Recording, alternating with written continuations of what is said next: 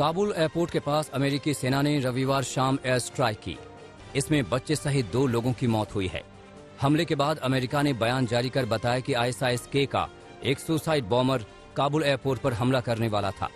इससे पहले ड्रोन की मदद से एयर स्ट्राइक कर कार को उड़ा दिया गया। तालिबान की ओर से भी अमेरिका के एयर स्ट्राइक किए जाने की पुष्टि की गई।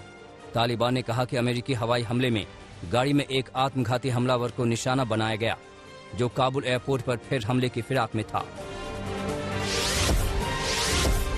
अमेरिकी राष्ट्रपति जो बाइडेन ने काबुल में फिर आतंकी हमले की आशंका जताई थी। अमेरिकी राष्ट्रपति ने कहा था कि आतंकी 24 से 36 घंटे में काबुल पर फिर आतंकी हमला कर सकते हैं। आतंकी हमले की आशंका के बीच अमेरिका ने एयरपोर्ट के पास ISIS-K के आतंकी को निशाना बनाकर एयर स्ट्राइक की। तालिबान के प्रवक्ता ज़बीहुल्लाह मुजाहिद ने कहा कि 31 अगस्त के बाद भी अफगानिस्तान से विदेशी नागरिक बाहर निकल सकते हैं। इससे पहले तालिबान लगातार 31 अगस्त तक की तारीख का अल्टीमेटम देता रहा है। अमेरिकी सेना को भी देश छोड़ने के लिए तालिबान ने 31 अगस्त की ही तारीख दी है। पंजशीर में तालिबान की एंट्री का नॉर्दर्न अलायंस ने खंडन किया है। अहमद मसूद के प्रवक्ता ने बयान जारी कर कहा है कि ऐसी खबरें सिर्फ तालिबान का प्रोपागेंडा हैं। इस बीच तालिबान ने पंजशीर घाटी में इंटरनेट ही बंद करवा दिया। बताया जा रहा है कि तालिबान ने पंजशीर में इंटरनेट पर इसलिए रोक लगाई है ताकि अमरुल्लाह सालेह कोई ट्वीट न कर सकें। सालेह ने शनिवार को ही ट्वीट किया था रेजिस्टेंस, जिसका मतलब होता है प्रतिरोध। तालिबान ने कंधार में म्यूजिक रेडियो चैनलों पर प्रतिबंध लगा दिया है। इसके अलावा तालिबानी लड़ाकों ने टीवी पर महिलाओं की आवाजों को भी रोकने का फैसला किया है। अफगानिस्तान की राजधानी काबुल पर तालिबान के कब्जे के बाद सरकारी टीवी चैनल से महिला एंकर को भी एंकरिंग करने नहीं दिया गया था। उनके पास आई कार्ड होने के बावजूद भी उन्हें वापस जाने के लिए कहा गया था। कतर में तालिबान के राजनीतिक प्रवक्ता सुहेल शाहीन ने अफगानिस्तान के राष्ट्रपति रहे अशरफ गनी को देश का पैसा लौटाने को कहा है। सुहेल शाहीन का कहना है कि अशरफ गनी को देश के लोगों का पैसा लौटाना चाहिए। दरअसल काबुल पर तालिबान के कब्जे के बीच अशरफ गनी देश छोड़कर भाग गए थे। तब इस बात का दावा किया गया था कि अशरफ गनी अपने साथ काफी कैश लेकर गए हैं। हालांकि बाद में अशरफ गनी ने इस खबरों का खंडन किया था।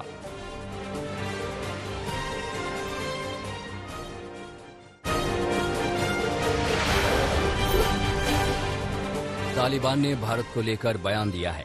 तालिबानी प्रवक्ता ज़बीहुल्लाह मुजाहिद ने कहा है कि इस्लामिक अमीरात ऑफ अफगानिस्तान किसी भी दूसरे देश को अपनी जमीन का बेजा इस्तेमाल नहीं करने देगा। तालिबान के मुताबिक वो अपनी नीतियों पर यकीन करता है, लिहाजा भारत को हमारी तरफ से कोई खतरा नहीं है। ऐसी खबरें हैं कि जैश सरगना मसूद अजहर ने तालिबान के कुछ लड़ाकों को अफगानिस्तान से आकर कश्मीर में लड़ने की अपील की है। कुछ दिन पहले ही जैश सरगना ने तालिबानी नेताओं से मुलाकात की थी। माना जा रहा है कि मसूद अजहर ने कश्मीर को लेकर तालिबान से मदद मांगी। इस सवाल को लेकर तालिबानी प्रवक्ता ने कहा कि यह अफवाह है और पूरी तरह गलत है। ما مطمئنا گفته میتونم که امارات اسلامی افغانستان اجازه نمیده که از خاک ما علیه کدام کشور دیگر خطری ایجاد شود. با همین پالیسی و با همین اساس ما اطمینان میتیم هم به کشور هند هم به کشورهای دیگر که از طرف ما برشان کدام تهدید وجود نخواهد. این مورد کدام چیزی که پخش شده یا آوازها و افواهات حقیقت نداره، ما را رد میکنیم. POK के रास्ते जम्मू कश्मीर में जैश के 5 आतंकी घुसपैठ की फिराक में हैं। अलर्ट के मुताबिक आतंकी IED से बड़े हमले को अंजाम दे सकते हैं। खुफिया एजेंसियों ने इसका अलर्ट जारी किया है। आज तक के पास मौजूद जानकारी के मुताबिक जैश मोहम्मद के सभी 5 आतंकी POK के जनजरूरत इलाके में मौजूद हैं। उनके साथ एक गाइड के भी होने की खबर है। आशंका जताई जा रही है कि आतंकी सुरक्षा बलों को निशाना बना सकते हैं। आतंकी लोकेशन और LOC के पास रेकी भी कर चुके हैं।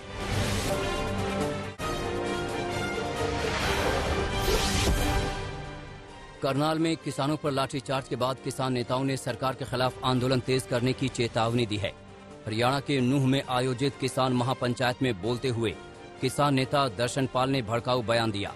दर्शन पाल ने कहा कि आने वाले समय में दिल्ली का गला दबाना होगा, दिल्ली को चारों ओर से घेरना होगा, दिल्ली की सांस बंद करनी होगी। वहीं भारतीय किसान यूनियन के नेता राकेश टिकैत ने कहा कि अगर आप हमें खालिस्तानी कहेंगे तो हम आपको सरकारी तालिबानी कहेंगे।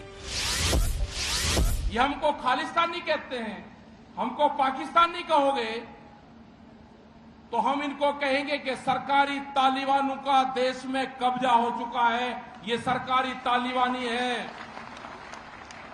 इनकी पोस्टिंग यहां नहीं, हरियाणा में नहीं, इनकी पोस्टिंग नक्सल के क्षेत्र में होनी चाहिए इनकी वहां पे। जो सिर फोड़ने की बात करते हैं, ये सरकारी तालिबानी अधिकारी हैं। पहला कमांडर तालिबानी, सरकारी तालिबानी का पहला कमांडर मिल चुका है देश में। मध्य प्रदेश के उज्जैन में कबाड़ खरीदने वाले शख्स से जबरन जय श्री राम बुलवाने पर सियासत गरमाई हुई है। इस घटना को लेकर प्रदेश के पूर्व मुख्यमंत्री कमलनाथ ने शिवराज सरकार को घेरा और कहा कि सरकार मूक दर्शक बनकर सब देख रही है। पूरे प्रदेश में अराजकता का माहौल है, कानून का मखौल उड़ाया जा रहा है। कमलनाथ के इस बयान पर पलटवार करते हुए बीजेपी ने कहा कि ऐसे वीडियो कांग्रेस के पास ही क्यों आते हैं। यूपी के मुजफ्फरनगर में बीजेपी विधायक को फिर विरोध का सामना करना पड़ा है। बताया जा रहा है कि खतौली विधानसभा सीट से विधायक विक्रम सैनी दलपत गांव में बूथ सत्यापन के लिए पहुंचे थे, जहां भारतीय किसान यूनियन के कुछ कार्यकर्ताओं ने विधायक के काफिले को काले झंडे दिखाए और जमकर नारेबाजी की। उधर वीडियो के बावजूद विधायक विक्रम सैनी विरोध की बात से इनकार कर रहे हैं। लोग नारे लगा रहे थे, किसान जिंदाबाद, महेंद्र टिकैत अमर रहे। तो महेंद्र सिंह टिकैत का तो हम भी सम्मान करते हैं, हमारी बात है। तो लेकिन मुझे किसी ने काले झंडे नहीं दिखाए, ना मेरा विरोध करा, ना उन्होंने मुझे कुछ कहा, ना मैंने उन्हें कुछ कहा। कोई बातचीत नहीं हुई, कोई बात नहीं। आजादी के अमृत महोत्सव के पोस्टर पर विवाद के बाद भारतीय इतिहास अनुसंधान परिषद ने सफाई दी है। ICHR की ओर से कहा गया है कि पोस्टर पर विवाद गैर जरूरी है। आगे कई पोस्टर जारी होने हैं जिसमें नेहरू की भी तस्वीर होगी। दरअसल भारतीय इतिहास अनुसंधान परिषद की ओर से जारी पोस्टर में महात्मा गांधी, सुभाष चंद्र बोस, भगत सिंह, BR अम्बेडकर, सरदार वल्लभ भाई पटेल, राजेंद्र प्रसाद, मदन मोहन मालवीय और वीर सावरकर की तस्वीरें हैं, लेकिन नेहरू की नहीं। कांग्रेस नेताओं ने इस पर सवाल किया था कि आखिर आजादी के नायकों की तस्वीरों में देश के पहले प्रधानमंत्री जवाहरलाल नेहरू की जगह क्यों नहीं।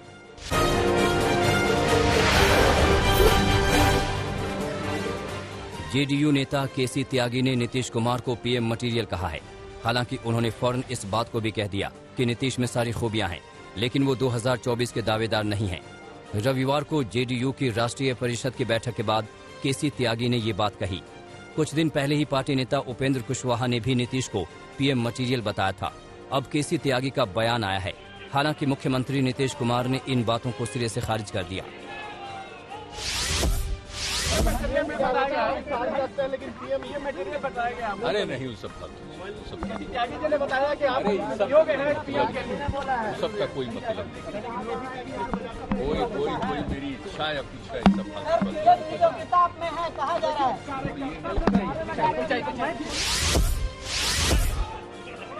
JDU की राष्ट्रीय कार्यकारिणी की बैठक के दौरान कई अहम मुद्दों पर चर्चा हुई। इसमें पार्टी ने माना कि 2017 का यूपी चुनाव नहीं लड़ना बड़ी भूल थी। साथ ही पार्टी ने ये तय किया कि आने वाले 5 राज्यों के चुनाव में पार्टी अपने उम्मीदवार उतारेगी। इस बैठक में जातीय जनगणना पर फिर अपना रुख साफ करते हुए कहा कि पार्टी इसके पक्ष में है। यूपी चुनाव के मद्देनजर आम आदमी पार्टी ने राज्य में अपना अभियान तेज कर दिया है। इसी के तहत पार्टी नेताओं ने आगरा में तिरंगा यात्रा आयोजित की। जिला प्रशासन ने पहले तिरंगा यात्रा को इजाजत नहीं दी थी, लेकिन रूट का बदलाव किए जाने के बाद आखिरकार मंजूरी मिल गई और तिरंगा यात्रा निकाली गई। इसमें आम आदमी पार्टी के राज्यसभा सांसद संजय सिंह और दिल्ली के डिप्टी CM मनीष सिसोदिया भी शामिल हुए। हमारा तिरंगा हमसे पूछ रहा है कि उत्तर प्रदेश में आजादी के 75 साल बाद भी सरकारी स्कूलों की हालत इतनी अच्छी क्यों नहीं हो पाई है, ताकि एक गरीब से गरीब आदमी का बच्चा भी अच्छी शिक्षा पा सके। आज 75 साल बाद भी उत्तर प्रदेश में रोजगार की हालत ये क्यों नहीं हो पाई है, या शिक्षा का स्तर इतना शानदार क्यों नहीं हो पाया है कि पढ़ने लिखने के बाद एक किसान का, एक मजदूर का, एक आम आदमी का बेटा एक अच्छी नौकरी पा सके। उधर दिल्ली के मुख्यमंत्री अरविंद केजरीवाल जयपुर पहुंचे हैं। वो जयपुर में गलता जी के विश्वयाना केंद्र में 10 दिन का मेडिटेशन कोर्स करेंगे। कल ही केजरीवाल जयपुर पहुंचे। फिलहाल वो विपश्यना केंद्र में ही रहेंगे और किसी भी राजनीतिक कार्यक्रम से दूर रहेंगे। राजस्थान के मुख्यमंत्री अशोक गहलोत ने ट्वीट कर उनका स्वागत किया। महाराष्ट्र के परिवहन मंत्री और शिवसेना नेता अनिल परब को ईडी ने समन भेजा है। मनी लॉन्ड्रिंग केस में पूर्व मंत्री अनिल देशमुख पर दर्ज मामले में पूछताछ के लिए ईडी ने मंगलवार को बुलाया है। इस मामले में असिस्टेंट इंस्पेक्टर सचिन वाजे ने अनिल परब का नाम लिया था। ईडी ने 2 बार वाजे का बयान दर्ज किया। अब जांच एजेंसी परब से पूछताछ कर सच जानना चाहती है। इसी मामले में अनिल देशमुख को 5 बार ईडी समन भेज चुकी है, लेकिन एक बार भी वो हाजिर नहीं हुए हैं।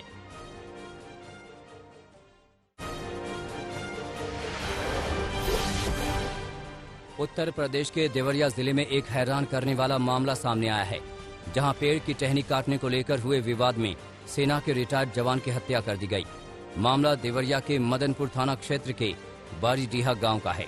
बताया जा रहा है कि जमीन के बंटवारे के बाद पेड़ को लेकर 2 पक्षों में लंबे समय से विवाद चल रहा था। पुलिस ने हत्या के मामले में 6 लोगों के खिलाफ केस दर्ज कर 3 आरोपियों को गिरफ्तार किया है। ग्राम बरडीहा स्थित एक पक्ष अपने पट्टीदार से कथित रूप से रास्ते में लगे पेड़ जिससे मार्ग अवरुद्ध हो रहा था के संबंध में विवाद चल रहा था। आज एक पक्ष ने आम के पेड़ की डाली काटनी शुरू कर दी, जिस पर दोनों पक्ष में मारपीट हो गई। इसी बीच ईंट की चोट से मृतक गिर गया और उसकी मृत्यु हो गई। ईंट पीट कर मारना नहीं पाया गया है।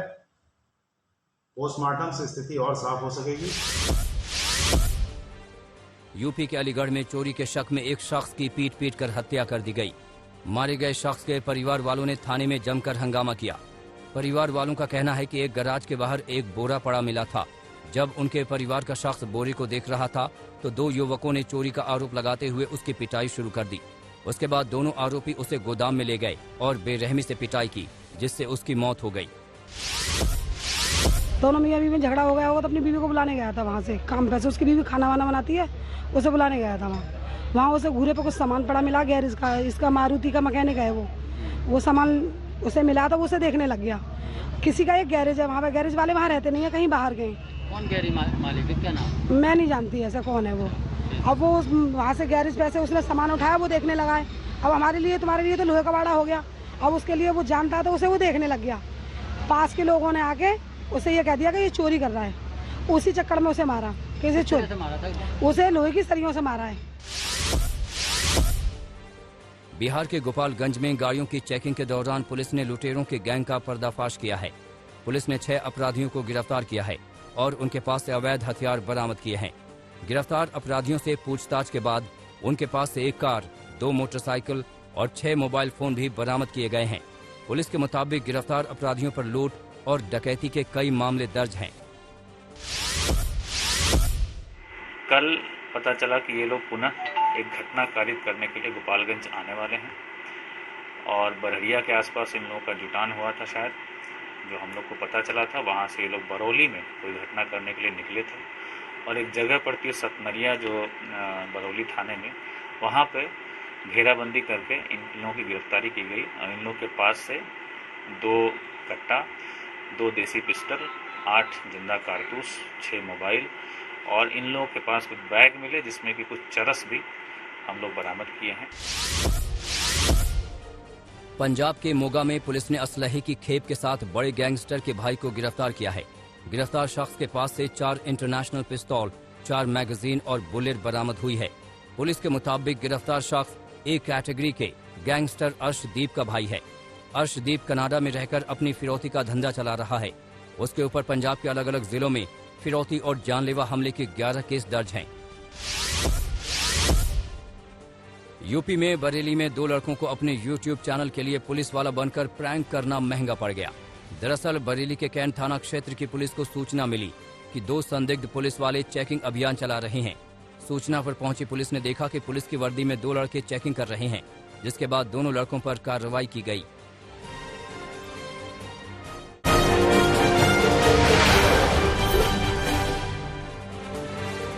आज जन्माष्टमी है। इस मौके पर देश भर के मंदिरों में पूजा आराधना हो रही है।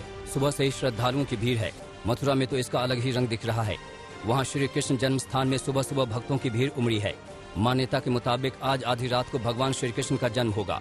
उसी वक्त आरती होगी, पूजा पाठ कर भक्त आशीर्वाद लेंगे। मथुरा दौरे से पहले मुख्यमंत्री ने सभी को श्री कृष्ण जन्माष्टमी के पावन पर्व की हार्दिक बधाई और शुभकामनाएं दी हैं। प्रधानमंत्री नरेंद्र मोदी ने जन्माष्टमी के मौके पर देशवासियों को शुभकामनाएं दी हैं। वहीं यूपी के मुख्यमंत्री इस पावन मौके पर आज मथुरा जा रहे हैं। सीएम योगी दोपहर 3:30 बजे रामलीला मैदान में आयोजित श्री कृष्ण जन्माष्टमी के कार्यक्रम में शामिल होंगे। इसके बाद श्री कृष्ण जन्मभूमि जाएंगे और वहां दर्शन कर पूजा अर्चना करेंगे। श्री कृष्ण जन्मोत्सव को देखते हुए शहर में सुरक्षा के पुख्ता इंतजाम किए गए हैं। पूरे यूपी में जन्माष्टमी धूमधाम से मनाए जाने की तैयारी है। इसके लिए सरकार ने पूरे यूपी में आज भर के लिए नाइट कर्फ्यू में ढील दी है। एसीएस होम अविनेश अवस्थी ने इस छूट के संबंध में निर्देश जारी किए हैं। कृष्ण जन्माष्टमी के चलते रात 10 बजे से मंगलवार सुबह 6 बजे तक नाइट कर्फ्यू में छूट रहेगी। सरकार ने सभी जिलों की पुलिस लाइन में कृष्ण जन्माष्टमी भव्य रूप से मनाने के निर्देश दिए हैं।